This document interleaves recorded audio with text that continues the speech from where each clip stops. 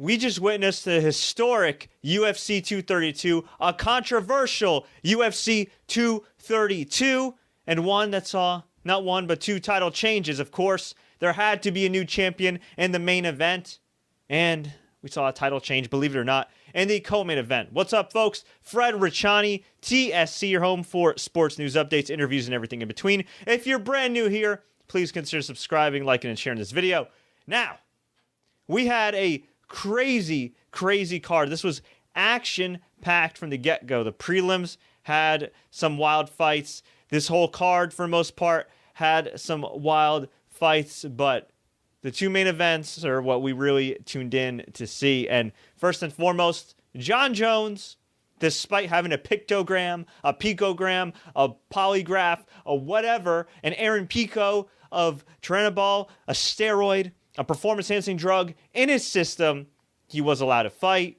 I'm sure you guys have heard the story already. So instead of USADA, doing the credible thing and suspending him, or at least temporarily suspending him to find out what's up, they decided, hey, UFC, let's get together and let's all move this UFC 232 event from Vegas to Inglewood, California, which inconvenienced a lot of fighters, a lot of fans, of course. But hey, at the end of the day, in the cage, it doesn't matter whether you're a good guy or a bad guy. It matters whether you're the best guy. And on tonight, Jon Jones proved he is still the best inside the octagon. Now, whether or not the cleanest, that's another story.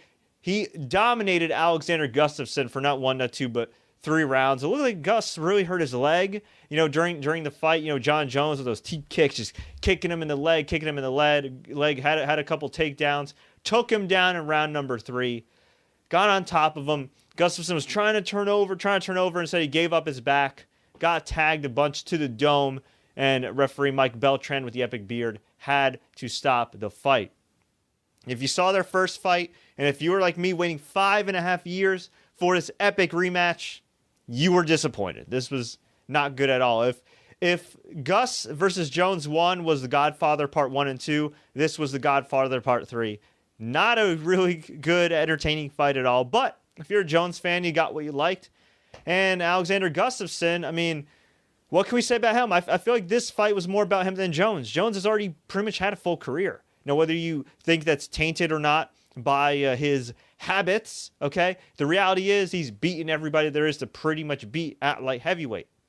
Gustafsson, he'll now go down as one of these dudes that's kind of similar to guys in other sports that didn't win championships. I'd even maybe put him a tier below some guys that, I was going to say maybe a Charles Barkley or a Karl Malone or, somebody like that, or a Dan Marino. But really, he really hasn't come up big in these fights. The first Jones fight, yeah, he fought great. The second title fight he had with Cormier, he fought great at first, but he faded.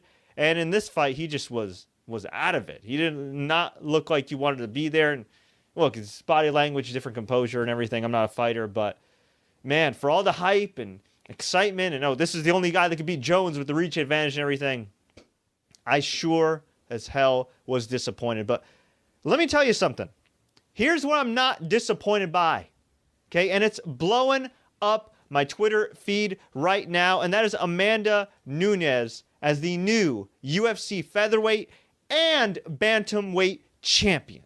She knocked out Cris Cyborg in just 51 seconds of round number 1.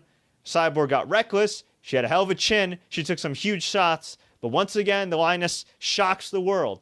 She shocked the world against Rousey. She shocked the world against Tate. She beat Shevchenko, and here she is now, the winner of arguably the women's MMA legacy fight between her and Cyborg. Cyborg, she wins this.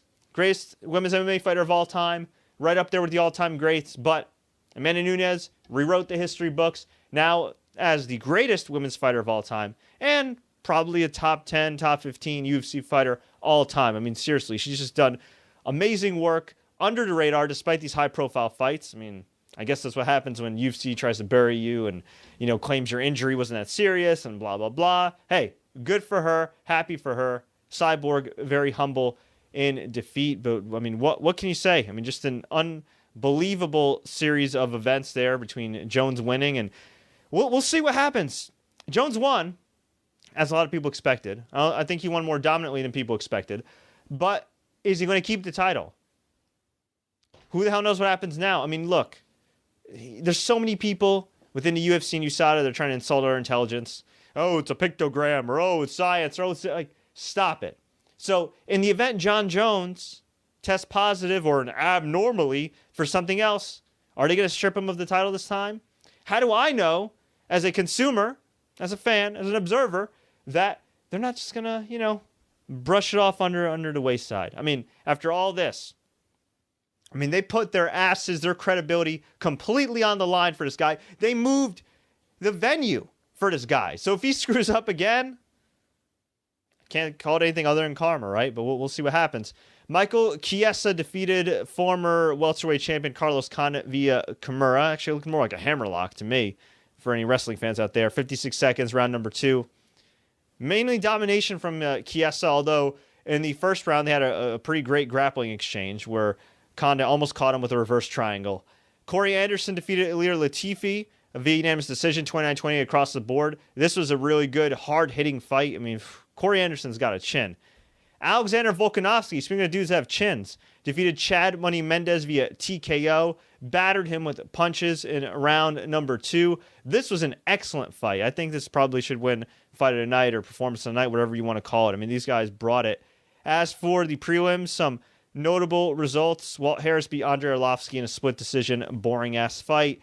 Megan Anderson beat Kat Zingano, but not how you think. Via eye injury TKO in round number 1. She went for a head kick, and her big toenail went right into freaking Kat Zingano's eye. Kat immediately turned away, hoping Kat still has an eye, and I'm hoping that she's okay. It sucks for Megan Anderson. She's trying to make herself marketable, trying to get in line for that next title shot, but hey, a win's a win, I guess, right? Ryan Hall, this is a sad one. Submitted BJ Penn, 246 in round number 1, via heel hook. BJ Penn's 40. I don't know why he's still fighting. I don't know why the UFC puts him on here, and it's just a sad deal. It's just a sad deal, and I guess the good thing is BJ didn't take that much damage, right, compared to say the Edgar fight, the third Edgar fight. But I don't want to see BJ Penn fight anymore. I really don't, and I hope he doesn't. Say what you want about Bellator, and sometimes their booking is really wacky and backfires on them, like the most recent Frank Mir fight. But I feel like they're pretty good at booking legends, marketing legends, matching them up with people at their age and skill level up to this point in their careers. Case in point, Chael Sonnen and Fedor Emelianenko, and stuff like that. This, not so much. The way they've used them, the way they used Rashad Evans at the end, not a fan at all. But overall, I got to say, from an action standpoint, from a newsworthy history standpoint, a massive thumbs up show. But yeah, not going to lie, there's a part of me that feels a little, I won't say dirty, but a little conflicted enjoying this show, knowing that Tom Lawler got 2 years suspension from USADA. Josh Barnett, Junior Dos Santos, all these guys, all these girls lost countless months and years of their career going up against USADA. And look, some probably just pissed hot, and it is what it is. Others might have had a real, genuine, tainted supplement or discrepancy and lost out on money and time they can never get back. Meanwhile, Jon Jones, multi-time offender, a guy who, realistically speaking, is not one of the biggest draws in UFC history. He's really not. If you really think about it, right? He's not in that tier. Not yet, anyway. He's had a few big feuds, but you take away Rashad Evans and you take away Daniel Cormier, and Jon Jones is still, from a sports standpoint, probably the best fighter ever. But from a money-making standpoint, results vary. But it is what it is. Folks, I want to hear from you, though. What did you think about UFC 232? Did you love it? Did you hate it? Let me know. Leave a comment below. Tweet us, Facebook us. Do what you got to do. If you enjoyed this quick recap, please like, share, take care, subscribe to the TSC podcast on Apple Podcasts, SoundCloud.com/TSC News, and on Google Play. Until next time, everybody, as always, enjoy the fights. And DC versus Jones 3, I guess it's looking like a reality.